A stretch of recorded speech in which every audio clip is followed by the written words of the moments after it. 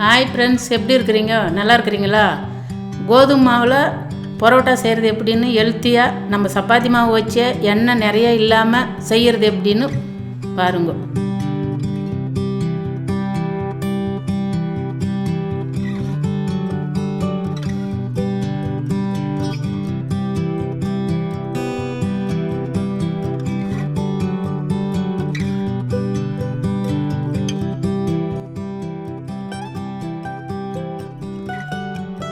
மாவு 2 கப் போட்டுங்க.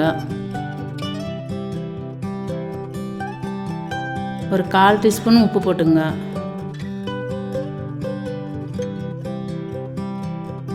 ஒரு டீஸ்பூன் எண்ணெய் போட்டுங்க.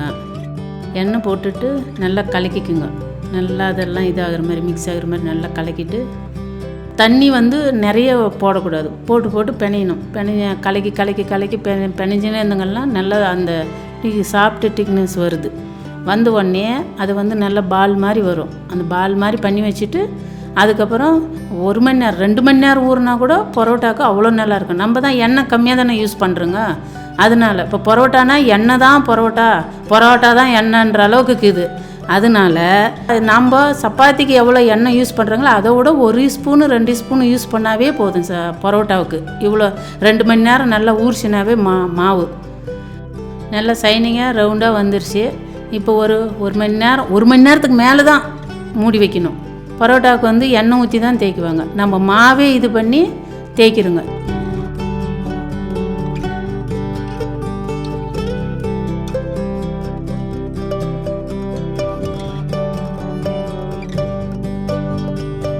எண்ணெய் 1/2 ஸ்பூன் விட்டுட்டு அது ஃபுல்லாக தேய்ச்சிட்டு பேப்பர் மடிக்கிற மாதிரி முன்னாடி பின்னாடி முன்னும் பின்னும் மடிச்சுக்குங்க.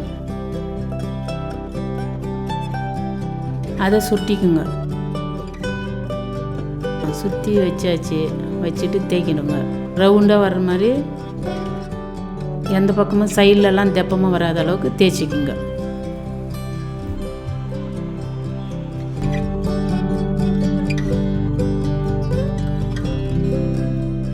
தவா காஞ்சிருச்சு.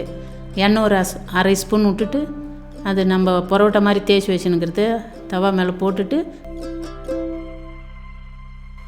ஸ்டவ்வை கம்மி பண்ணிவிட்டு நல்லா எண்ணெய் திருப்பி போடுறப்போ கொஞ்சம் எண்ணெய் விடுங்க. நிறைய எண்ணெய் நம்மளுக்கு தேவையில்லைன்றதுனால தான் இந்த மாதிரி திருப்பி அந்த சைட்லலாம். ஏன்னா இது மைதா இல்லை, கோதுமை மாவு. நல்லா வேகணும். உள்ளெல்லாம் கொஞ்சம் நல்லா இதாக இருக்கும். அப்போ தான் உங்களுக்கு நல்லா அந்த இது வரும். நல்லா சைடெல்லாம் நல்லா திருப்பி போட்டு கொஞ்சம் டைம் எடுக்கணும்.